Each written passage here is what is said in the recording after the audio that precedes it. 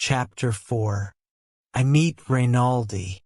On my journey back to Florence, I thought of only one thing.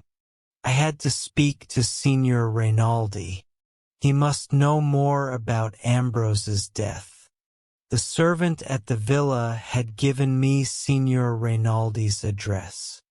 I found the house at last, in a quiet, dark street. Signor Rainaldi was at home and a servant took me to his room. Rainaldi looked surprised when he saw me. He was a thin man about 40 years old with a proud, hard face. "My name is Ashley, Philip Ashley," I said. "Yes," Signor Rainaldi answered. "Will you sit down? You are Ambrose Ashley's cousin and his heir. You look very like him. I did not expect to see you here. When did you arrive in Florence?" "This afternoon," I replied. "I have been to the Villa Sangaletti."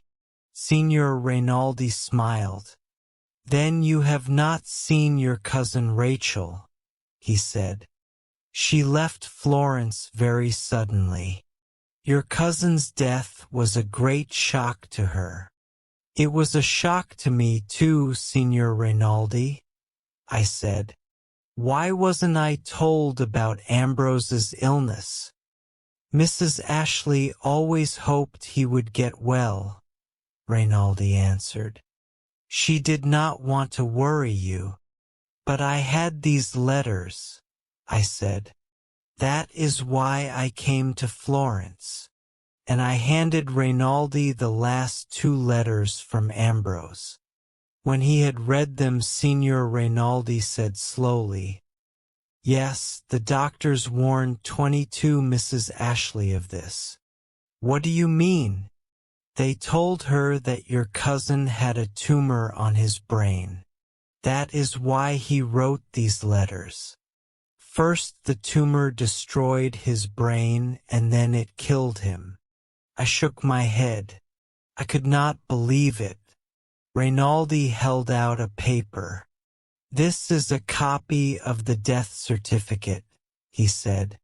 "I sent another copy of it to you in Cornwall and one to Mr. Kendall. As your guardian, he had to be told about Ambrose's death."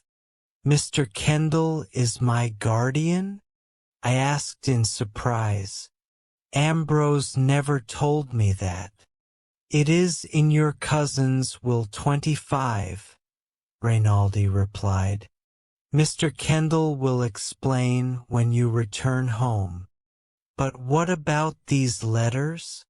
I cried. "Ambrose wrote them to warn me.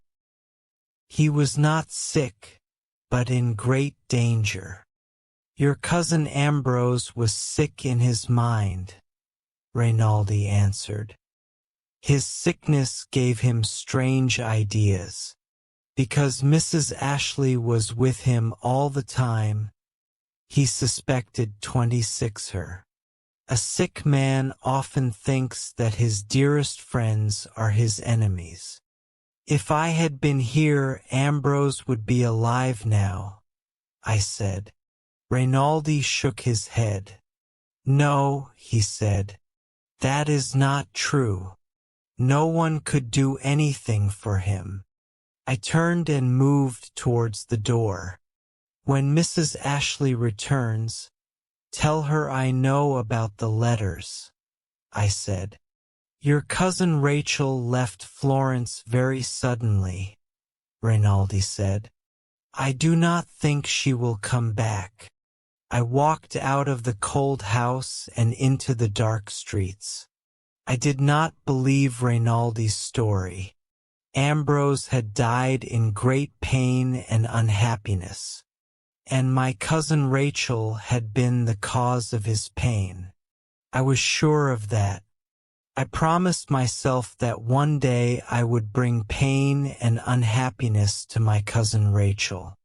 I would punish this woman who had killed my dear Ambrose. far away from his home and his friends.